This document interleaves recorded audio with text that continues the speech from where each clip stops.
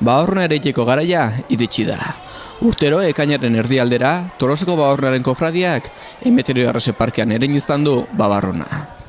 Horretarako Tolosako 3 ikastetxeetako ikasleen laguntza izaten dute.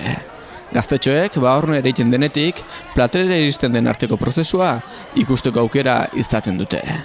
Aurten ere izan dute prozesu horren berri, baina zerkausen erein dute babarruna. Horretarako espreski prestatutako lorontzietan. Zerkausia aukeratu dugu, aurten nola ez duen soroa sartzeik. Beste bi itxeu eta putzu inda daude denak, orduan hemen beste txukuntasun batean, beste babes batean, beste era batean, hau da izango dugu, era moderno batean, egin deula hortengo babarruna itea. Udaberran egin duen egualdiak zertan eragingo dio hortengo babarrunari? Atzeapena, aurrenekoz atzeapena handia. Hotza da hendikan. Eta behan du behingo dugu eta ikusiko dugu udara nola jutean.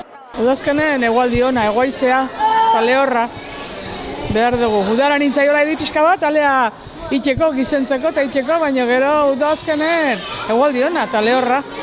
Ondo sekatzeko. Aipatu ez du, era modernoa nahi zatela ez? Era moderno hontan ere babarrunak egin aldaitezke. Bai, egin dituzke.